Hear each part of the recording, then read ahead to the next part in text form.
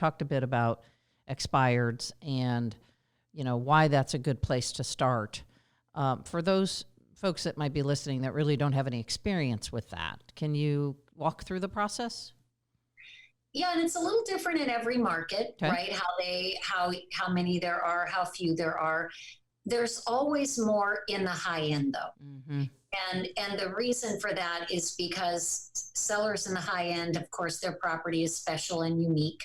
Sometimes it's hard to quote comp out because it is a unique location. So, I'm thinking of one, an agent gave me an example that they just listed Lake Coeur d'Alene, and they listed it for, I think, 1.4 and sold it for 1.3. But when that seller started originally, they started at 3.4. Oh, my. Then they dropped it to 2.5, and then they dropped it to 1.8. So this was a series of 3 different agents before this 4th agent got it at a time that the seller was realistic. So high end, there will be more, and agents are intimidated about working them. But if you're informing yourself on the market, you'll be more confident. And I tell our clients, don't prejudge. So don't look at that property and say, that's ridiculous. Who knows? Maybe the agent told them that was fine. Maybe they just weren't as motivated at that point. Just go ahead and connect with them. So they can buy, access. There's Vulcan 7, there's RedX, there's Land Voice. There are companies where they can get this expired info. And sometimes the phone numbers are good and sometimes they're not. And sometimes the people answer the phone and sometimes they don't. Right. But if you can get phone numbers, when I called expireds, which was one of my big things, I always did it first thing in the morning. I actually did it at 7:30, and I know people are going to say, that's too early. I did it, and I didn't get very many complaints about that. But you got to find your own plan. When am I going to call them? People will say to me, well, should I call them when they first expire? Or should I wait a couple of weeks until the fury dies down? I say yes and yes, right? Why not do them both?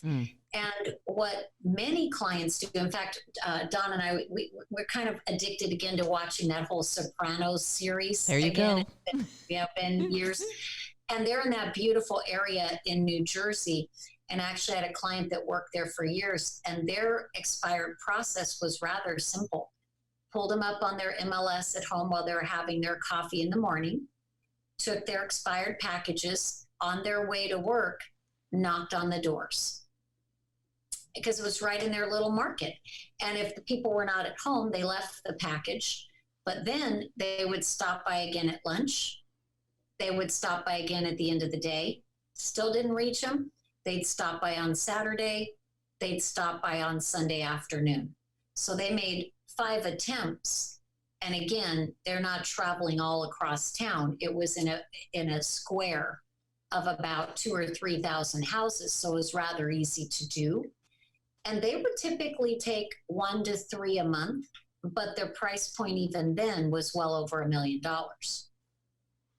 Right? And that's easy. Sure. So, of course, you know me, I'm going to kind of drill down on that a little bit. Let's talk about this expired package.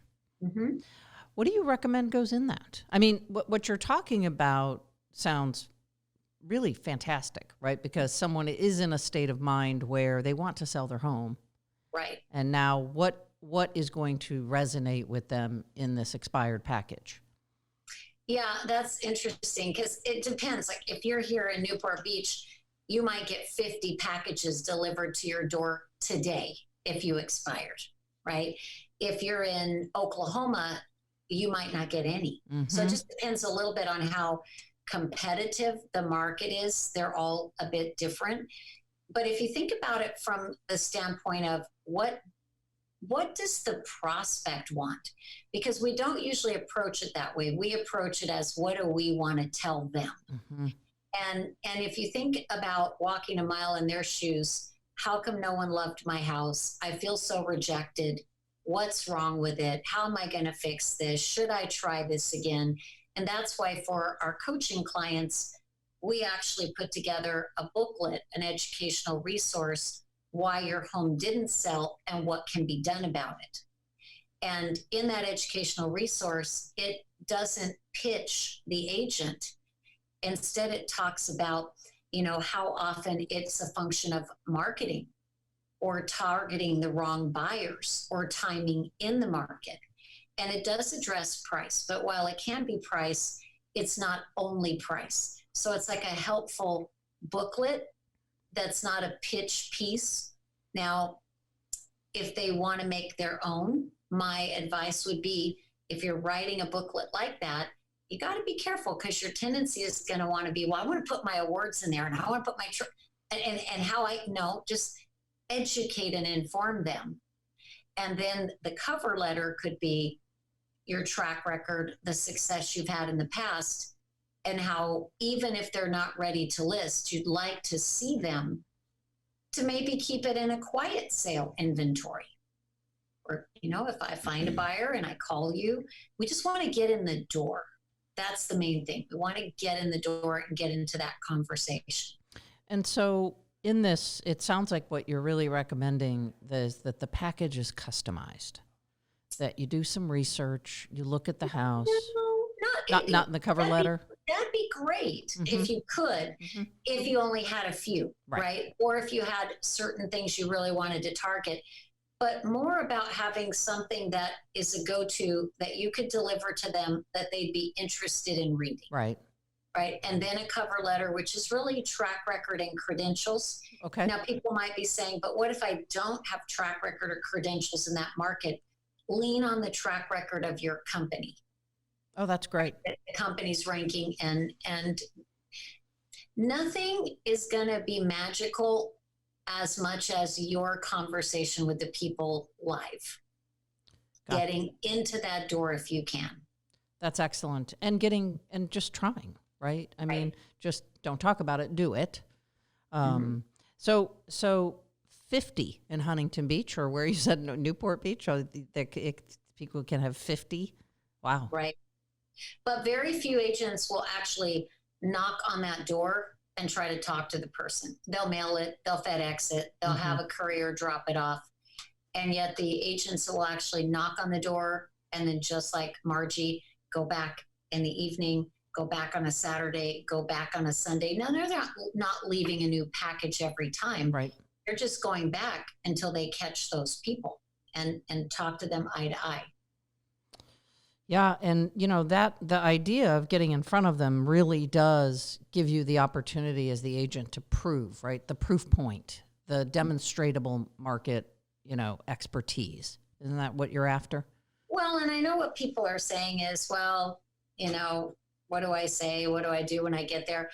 When I started selling real estate, my broker said you have to do expired. So I didn't know what I was doing. So I would just call them up and say, can I come and look at your house? And they would say, well, it's off the market. Oh, well, can I still look at it? Well, why? Do you have a buyer? I don't know, because I haven't seen it, but I'll look at it. If I do, I'll tell you. If I don't, well, maybe I could find one. I'm going to be in the neighborhood anyhow. Well, we're not listing right now. All right. If I ever came across a buyer, though, do you think you still want to sell? Well, yeah, but we're just not listing. Okay. Why don't you show it to me then? That way, if I think I have someone, I won't be wasting your time. Okay, fine.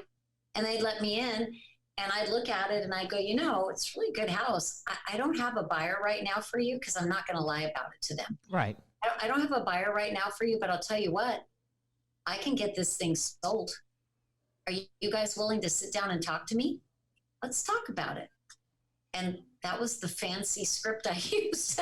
And one month I remember listing like 10 expireds, but it really wasn't anything more than energy, enthusiasm, getting in the door and talking to them, right? And getting past that resistance.